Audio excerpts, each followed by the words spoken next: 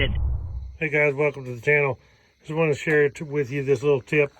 I've tried several SD cards. I've tried the SanDisk and all different types of SD cards, and I've never had a better one than this right here. This is the Samsung Endurance Pro 64 gig for the GoPro and for my Senas.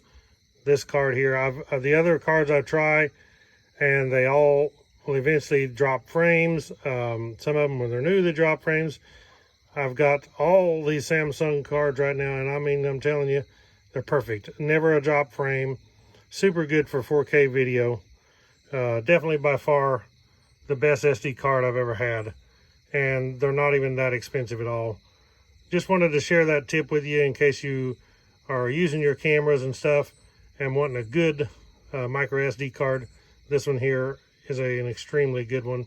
I'm going to post a link below to where you can get it on my Amazon store, and you won't be disappointed in this one. Thank you all for watching Woodzman Adventures, and I'll catch y'all on the next one. Right on.